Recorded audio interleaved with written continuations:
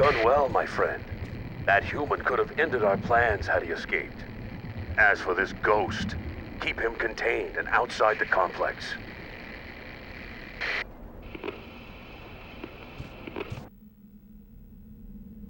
When you're the kind of person that refers to someone you just murdered as that human, you've probably just sort of accepted that you are indeed the villain, as that anonymous Volks Corporation employee clearly is. Our body ran off in the opposite direction.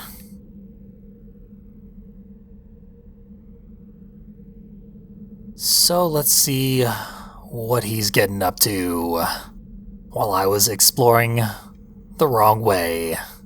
There he is. Let's go get our body back. Nope, not that easy.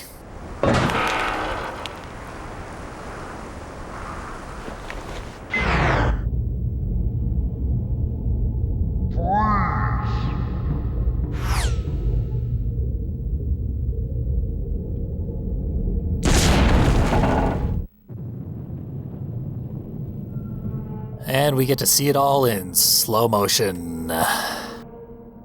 Thing of beauty, in a way. I guess our body has protagonist powers, and whoever has possessed it seems to know that and is using it to its fullest. Because, I mean, we were just some nerdy scientist, but for some reason, we can leap several stories in the air and move at supersonic speeds. And easily kill scientists from Volkscorp. I don't know why our possessed body actually did that just now.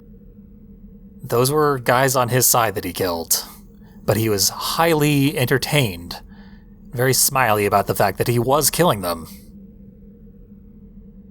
But who are we to judge? We've been killing them with our non-body for quite a while. And back at that former location of the bridge is our first ghost collectible. And by the rules of this game, we should be able to float up and cross over to where the bridge connects. But the game is breaking its own rules right now. Doesn't want us floating over there to pursue our body. It's not going to be that easy. We have to go through a puzzle, courtesy of invisible walls. It'll be quite some time before we learn just who is piloting our corpse. If it turns out to be Forrest Crump, I'm going to be pretty pissed off. Because that joke was pretty dated in 2005 when this game came out.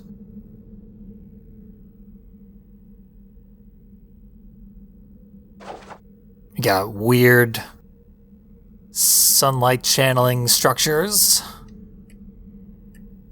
And stained glass windows. Where the hell are we going? The decor has been very strange and inconsistent throughout the entire game. It's only going to get more so.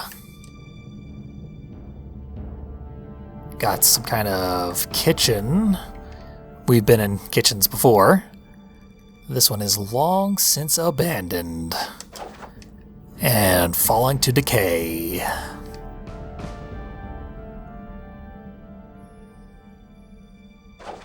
Can't go into the meat locker, tragically. I imagine it would be very disgusting in there, though, if dry goods have gone bad. The meat is not something I'd want to look at.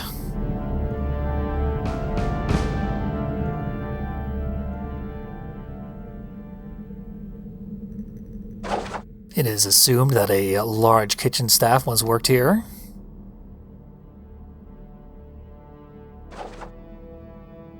And a statue with a crystal ball, holding it aloft. In front of this thing. I feel like this sort of wall structure something we've seen before. It looks Volkscorp-ish, for whatever reason. But the rest of this area looks kind of like a residence. A residence with strange, locked doors, and many, many bathrooms. A very, very fancy sort of residence. But somehow John Raimi has intuited that it once belonged to Giselle Tallant. Or Talent, probably Tallant. We're in southern France after all. And this is where her servants' quarters were back in the old 1920s. The Roaring Twenties, some called it. In America, I guess. They probably wouldn't have called it that in France. But whoever lived here was living a Roaring Twenties lifestyle, regardless of location.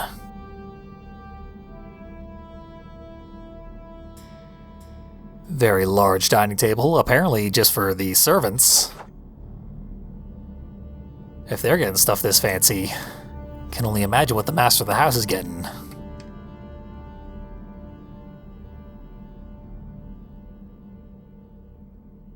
It is crumbling, which allows us some sort of entry into another area that Raimi wants to get into for whatever reason. That chair doesn't quite do it, but the table is about 1 millimeter taller than the chair. Therefore, we are able to fly into this next room.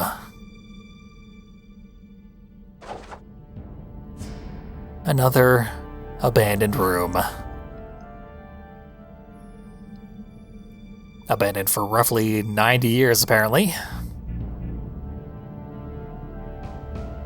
If only this antique clock would tell us how long it's been. But no, it serves a higher purpose.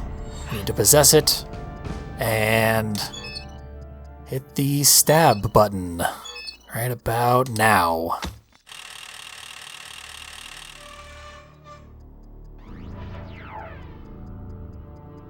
Bear hunting is the solution, which opens the stained glass, sends a laser beam into the crystal ball, which in turn opens some kind of sky symbol. That last part is clearly, literally magic. I don't care how many mirrors you're using. You're not going to get that symbol to appear just because you shine a beam of light on a plate of metal. You're not fooling me. But our Resident Evil puzzle has been solved.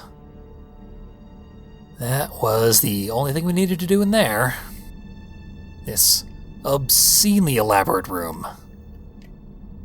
Way, way too much design just to get a beam of light to go up there. That's been done. We could have done that in like 10 seconds, but we would have completely ignored all that stuff they made. They wasted their time making all that junk. Gotta at least give them their due diligence. Maybe Nintendo just gave N-Space a preposterously high budget. That's what they meant when they said they produced this game. Just threw every penny at it they possibly could. I don't know why they would, because Nintendo wasn't doing great in the N64 era.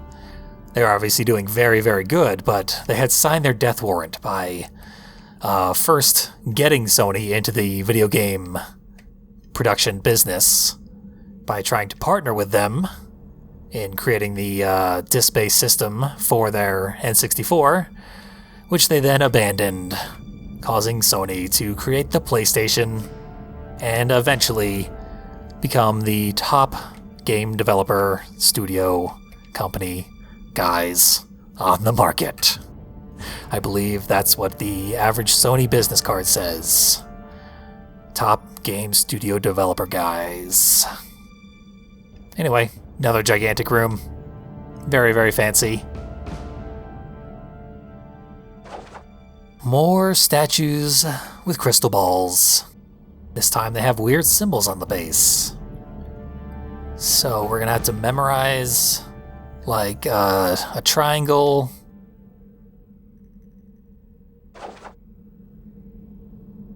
And what do we got here? Aries. They're probably all astrological symbols, for all I know. Yep.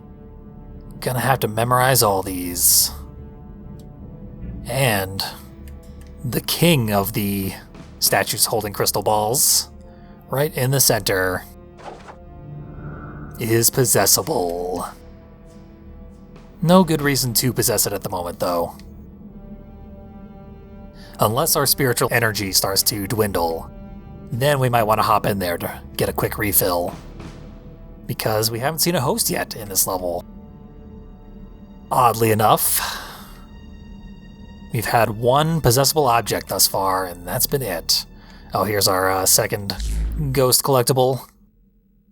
So we certainly will not need that top off because getting a ghost collectible completely refills your meter. But if we find the hotspot here, there we go. A modern power generator. Very much outside the decor of this otherwise 1920s building here. Which is definitely American-style architecture here. Not too terribly surprising if you read the instruction manual, and it reveals that Alexander Volks is American. Born and raised in America. Raised to the age of 6, that is, when his parents tragically died. That's when he went off to live with Aunt Giselle here in southern France.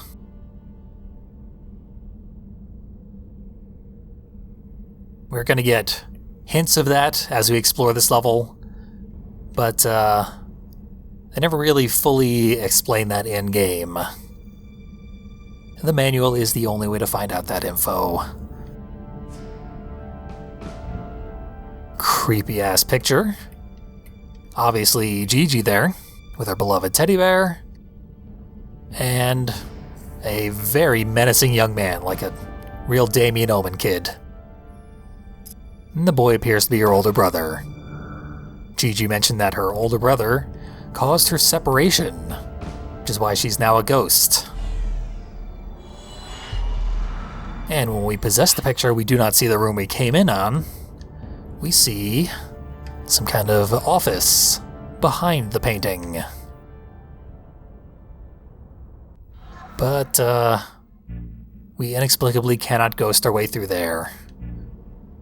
That wooden canvas is impenetrable to our incorporeal form.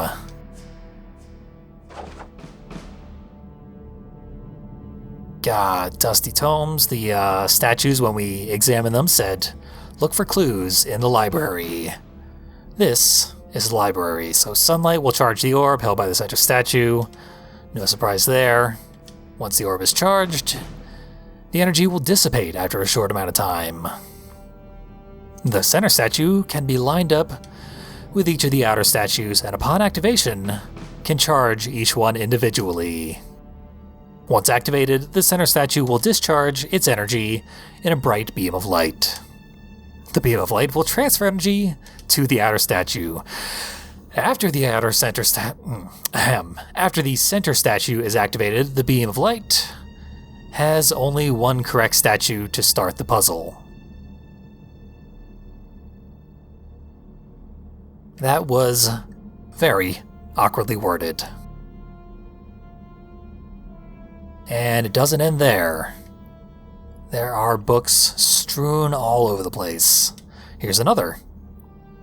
We got ourselves a star. If the beams of light are out of order, the puzzle will reset. Any beam that has already been connected will fade away. That's all they had for us there. There's a time limit on this puzzle, apparently. We got Giselle's diary. Alexander spoke to me today about his dreams. The image he described was horrific. A landscape wet with blood, spotted by the shadows of flying beasts. Why is he seeing this? Volks is rather disturbed. No wonder he turned evil and started a corporation. When all 5 outer statues are lit, the seal on the door will glow and open. I mean, you can read the text without having it pop up like this. And this whole book's purpose is, when you solve the puzzle will be solved. That's how overcomplicated they made this whole thing. Another diary entry from 1930. Alexander's temperament has taken a sharp turn. He claims to hear a voice whispering. Could it be the same one that called me here, that inspired me to build all of this? Giselle, also interested in the occult. And satanic voices, whispering evil thoughts into their minds. It seems to be a bit of a family trait. Anyway, there's a few more diaries scattered around. Let's real quick see if we can spot them. This is probably one. Also from 1930, slightly earlier in the year. The house seems so empty after Gigi's death. Alexander is still in shock and won't speak to anyone. So much tragedy has befallen this family, I fear we cannot bear any more. Because, yeah, Alexander's parents died when he was 6. Now, his sister's dead. This one is from 13 years earlier. Construction of the underground wings is going smoothly. I feel Joshua's spirit guiding me towards the riverbed. I will have the workers begin tunneling in that direction. So I guess Giselle lost someone in her family as well. She wasn't kidding. This family is constantly stricken by tragedy. And the last thing to observe is a grandfather clock. The same one depicted in the oil painting. So that means the painting probably has a little clue for us. If we take a closer look up here. 10:05. And since the clock is possessible, we can probably reset the time on there. This way should do it. Nope, definitely the wrong way. I'm looking at it backwards because I'm inside the clock face. So there's 10, there's 5, and the bell tolls for that oil painting. The absurdly elaborate locking device that keeps this secret office from ever being used, because it's just too damn inconvenient. Who would bother? I mean, Giselle is the kind of person who writes like 10 diaries and then just throws them all over the floor. So, maybe she does have the sort of time to reset a clock every time she wants to sit down and do some writing. Or maybe Gigi's been doing it. She finger painted a nice little drawing and hung it up in the office. Presumably before she died.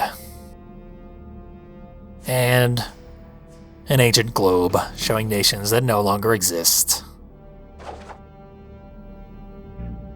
But the real reason we're here is this other anti-clock. This one has Gigi playing a flute,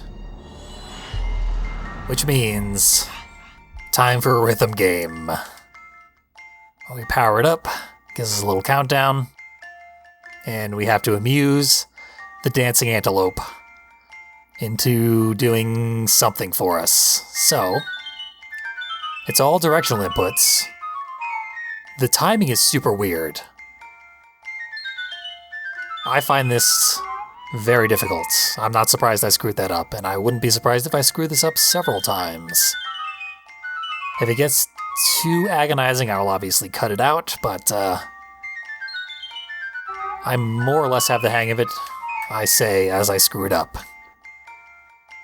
So because it's directional inputs on an analog stick, you do have to be kind of precise. And that doesn't always work. It's kind of surprising that like Super Monkey Ball runners are able to use the grooves in the analog stick on a GameCube controller to basically perform task functions. Because I can barely do that rhythm game using this same analog stick and those very same grooves. But hey, I did it. In a relatively watchable period of time. I've had much, much worse experiences with that thing. Honestly, that clock took me like 10 minutes to get through that rhythm game my first time through. But that opened up this gigantic sunlight, which shines upon our required statue. Maybe the worst thing about this whole puzzle is this statue, or this sunlight, is on a timer now.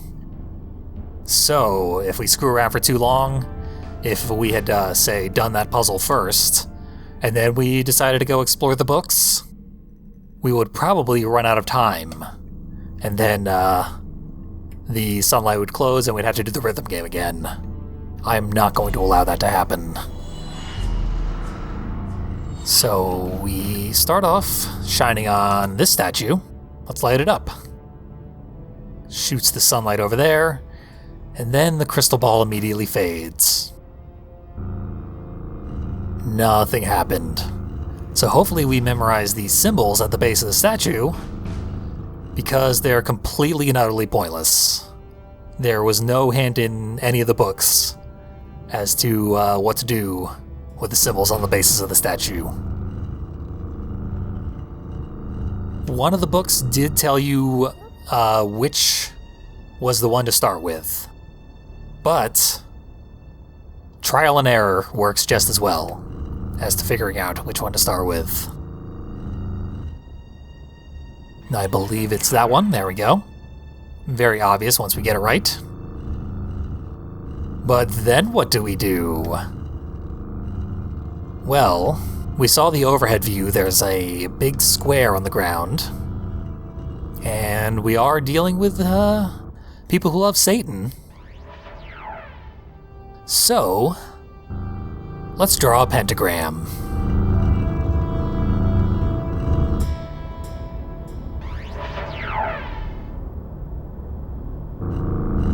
Which just means you skip every other statue as you're lighting these up.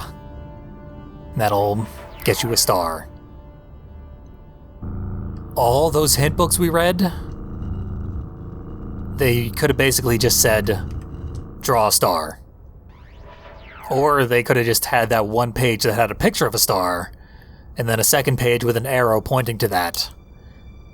You would have just intuited, do this. And you would have been all set to solve the puzzle. Like I said before, I think that this is a puzzle game. It's sort of like the game heard me and decided to start cramming actual puzzles in. But the puzzles are pathetic. It was better when it was just kind of accidentally a puzzle game, because now that it's trying, it's a little embarrassing. But it looked complicated, and it sounded complicated from the explanation they gave. Maybe that's enough to convince some people that it was indeed a satisfying, mind-bending puzzle. I think this game might also eat your jump inputs if you're going down a slope, because your feet technically aren't touching the ground. So it's a good thing this game does not have very much platforming, because I do tend to lose jump inputs to that. And we come upon a gigantic indoor tree. which is dead. Because everything's dead here. Everything and everyone. And we got a little playground too.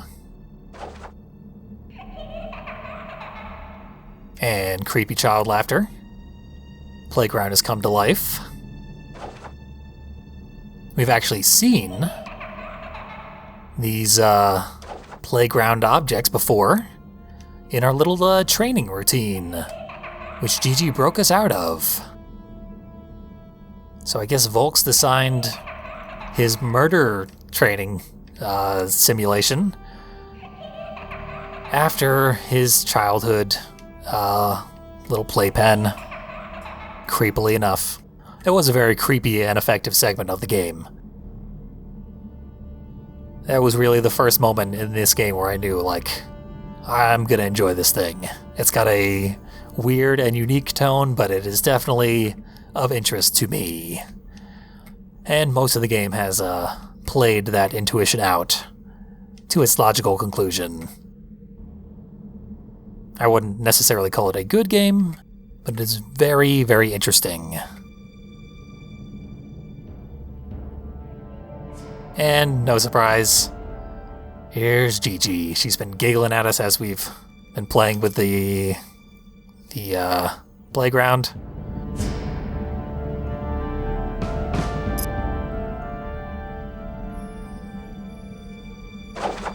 She's sad and alone, but she has noticed the new soldiers stopping by. Flashback time.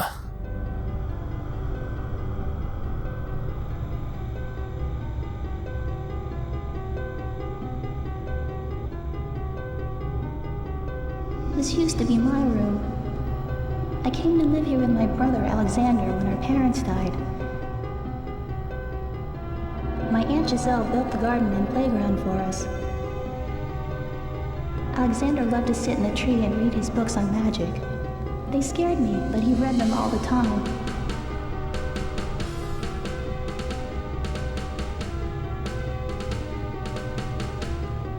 One day I was trying to play with him, but he didn't want to.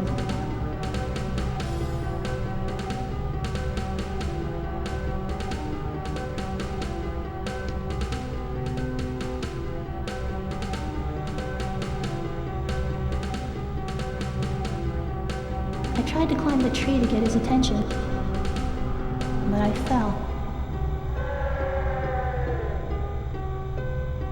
I was hurt very badly.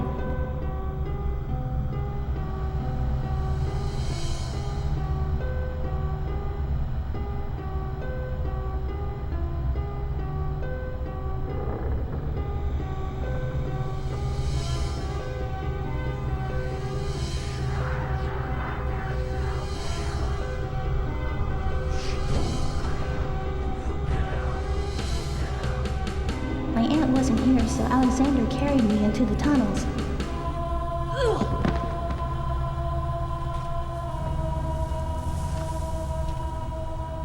He kept telling me he knew of a special place where I could get better.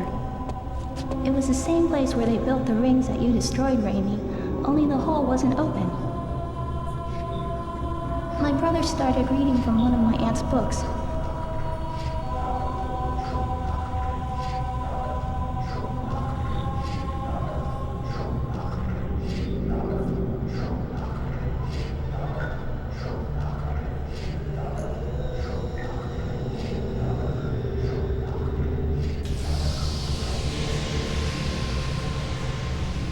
I remember my arms and legs tingling. It felt so strange.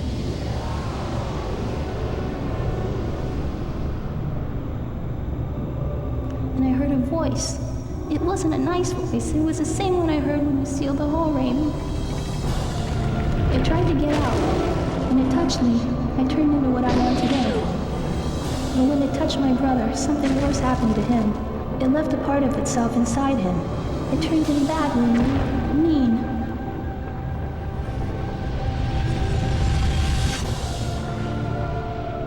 My brother is old now and in a wheelchair. I see him here, but he scares me.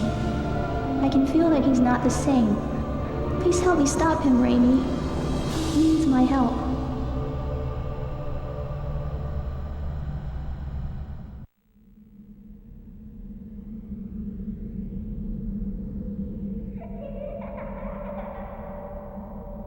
So I've mentioned this game's tone is sort of all over the damn place. There's a particularly extreme example. Not too long ago, we were peeping on ladies in the shower. Now we're witnessing firsthand disturbingly realistic child death. And another child turning into a necromancer. In very quick succession.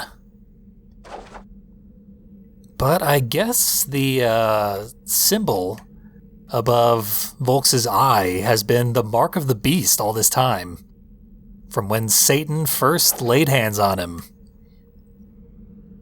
And turned him evil. You do gotta watch out when you're doing stuff like that in fiction. Because evil people exist in real life and run their own arms manufacturing corporations and the like. You don't want to blame it all on Satan. Sorta lets them off the hook.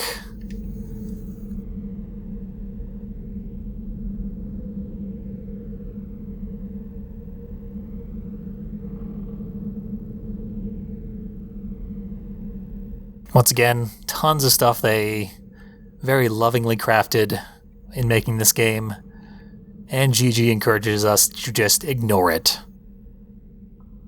As does our dwindling spiritual energy meter. But because we have collected all the ghost collectibles so far, we have a lot of spiritual energy to burn. Obviously, this is why there's been so many upgrades to our spiritual energy, because they were going to have a level where we wouldn't have any hosts for a very long time. We actually need to use a little bit of it. So the new people. They can see ghosts. That's a bit of a problem. Not much of a problem, though, because we're still ghosts. Like, what are they gonna do? Shoot a ghost?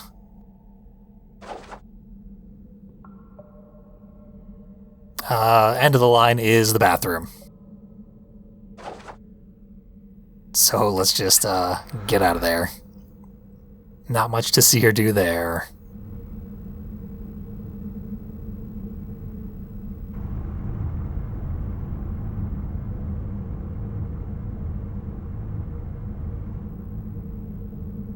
And over here, some random soldier is being menaced by a horde of demons.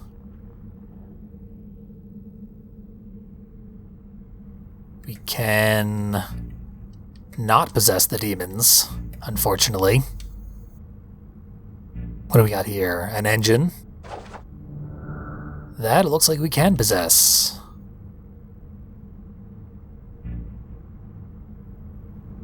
And there's the soldier. Where is he? Did they not put his character model anywhere? No, he's in there. He popped the hood for some reason, hoping that the demons would fix his engine, but we're gonna have to do that. Scared the demons, and crushed them. Now we have no choice but to dispossess, as the soldier leaves the vehicle and is now sufficiently scared, having been threatened by all those demons. Hey, let's pack up the trucks and get out of here. This place gives me the creeps. Wait, what was that?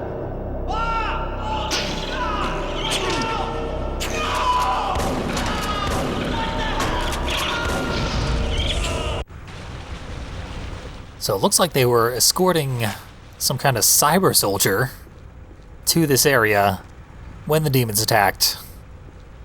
Killed all the soldiers except for this one, who managed to creep his way back into the truck to safety.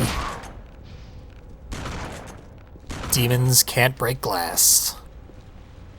Lucky for us, or else we would have no host. And no shotgun. Haven't used one of these things before. We can crouch. We can look all around. And we can hopefully find a... what are they called? Host collectible. Because there is one around here.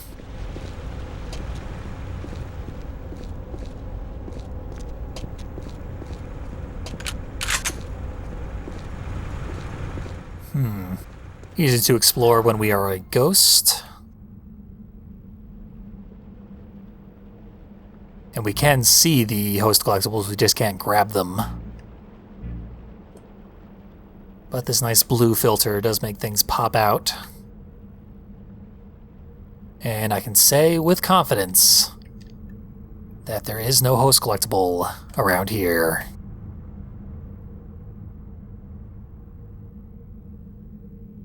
Yep. Checks out. Let us move on to the next area.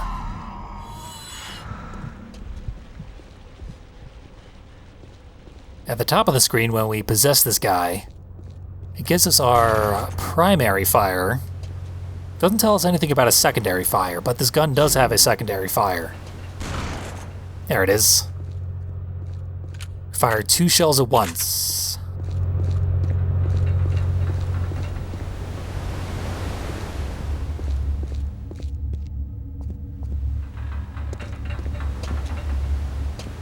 Okay.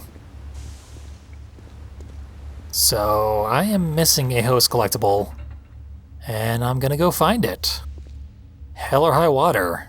Be right back. Okay, so I hadn't quite missed it yet. I was actually in the exact right area that I needed to be. Just needed to turn my head slightly and walk all the way back here. There we go. First host collectible of the level. And by no means the last, even though we are coming up on the end of the level. Yep. There's the guy who was hurting me.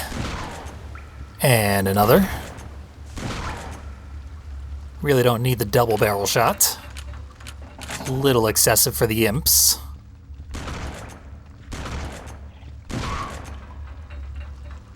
They are very easy to send back to hell.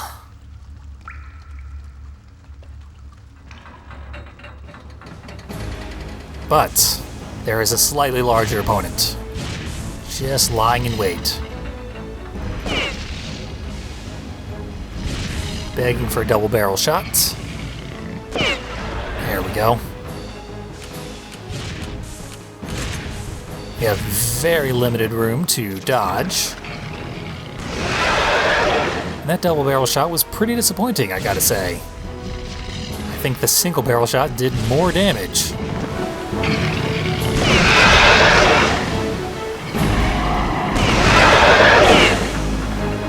Ready for another super slow demon boss fight.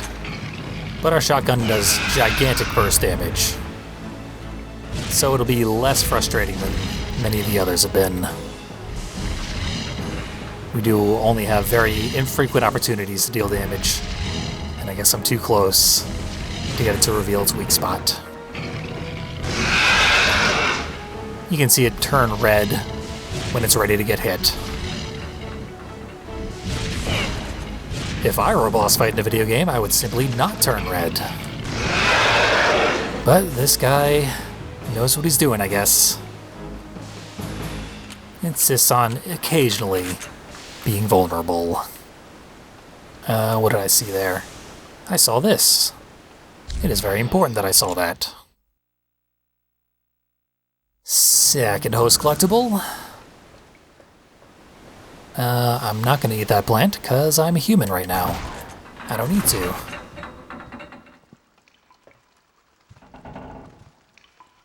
And a third host collectible.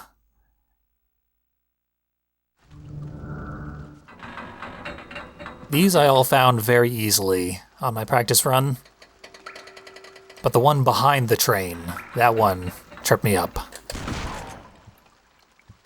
As it tripped me up in this recording, there is a health pack around here somewheres. Don't want to miss it, because that boss did do a number on me.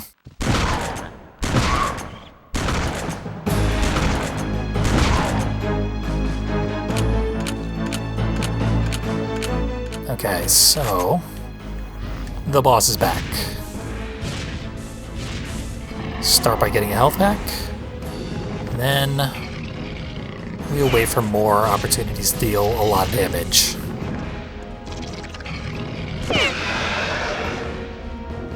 Still disappointed by the double barrel shot. Gonna stick with the single barrel, because there is a delay when firing the double shot as well. It is not worth it.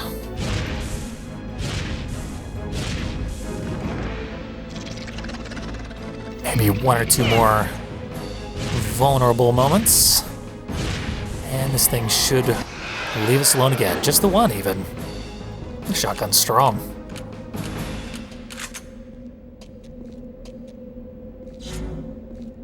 Top off our health and head up the stairs. Where will we meet some kind of invisible enemy who still casts a shadow. The demons can now turn invisible at will. They do follow D&D rules, where if they attack while invisible, they decloak briefly. And when they decloak, they do become vulnerable. Out of curiosity, I want to see if, when we're a ghost, we can see the spiders. So I'm going to dispossess real quick in a little safe spot. And yeah, looks like it is always visible when we are a ghost. That or it just doesn't care to defend itself when it doesn't see a human around. But we can get a good look at its design. It is suitably creepy. It appears to only have 4 legs, so I'm not comfortable calling it a spider. But it also looks like it has 4 pedipalps. I don't know. I think they consulted a arachnologist and just thought he was a liar. Completely ignored everything he had to say.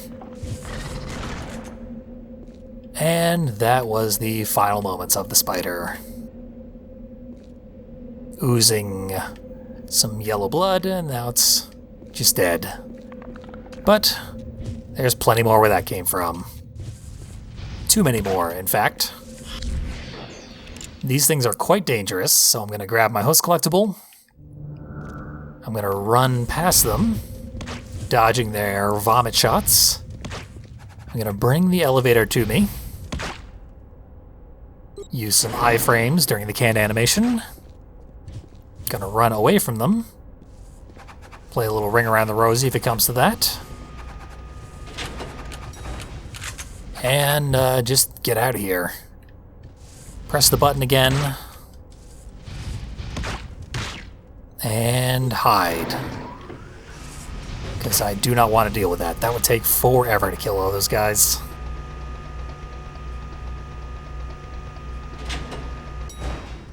Not worth it. But if we had chosen to, we would have had a few health refills available to us. In the off chance that we survived.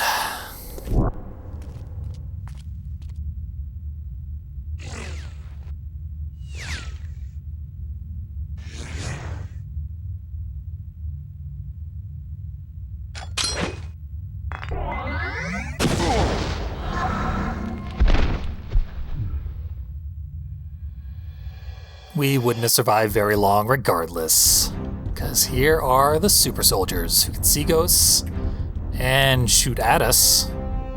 It seems to be doing slightly more spiritual damage than normal.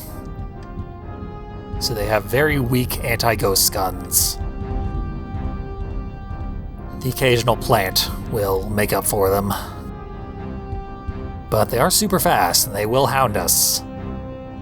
And there's a bunch of them, so as they start to pile up, they can start to stack up some pretty substantial damage.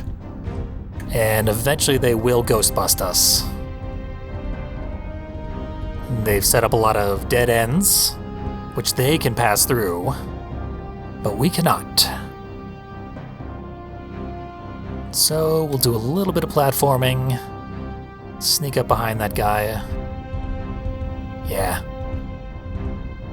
See, they have to activate their anti-ghost powers. And they only do that after they have realized that there's a ghost in their vicinity. So I'll try and sneak up on one, show off the activation animation. There's one, but he's already aware of us somehow. Ready and waiting in ambush.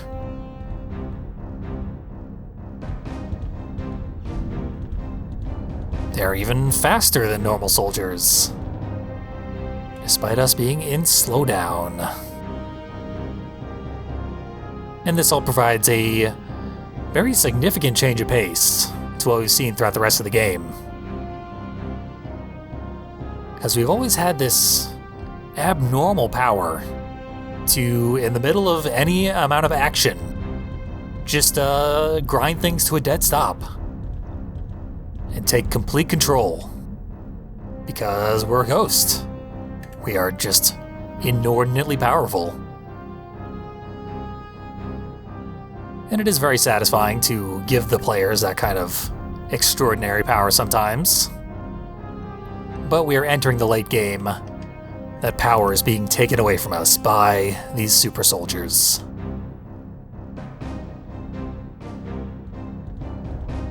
It has been satisfying, but this is a much needed change of pace.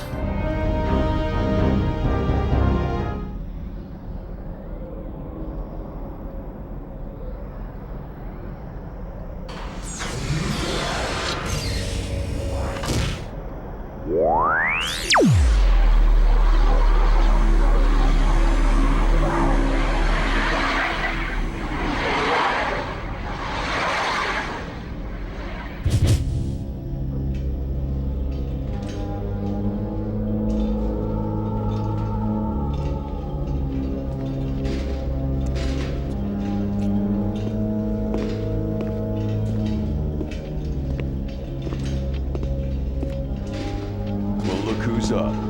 You're lucky to be alive, Raimi. The old man wanted you captured and retrained for his army, but I told my men to stop you no matter what the cost. Looks like you're better than I thought. Volks would have had my head if they'd have killed you, but it would have been worth it. I promise you this. Once you've been retrained, and this whole summit thing is over with, I'm gonna personally pull the plug on you. Count on it.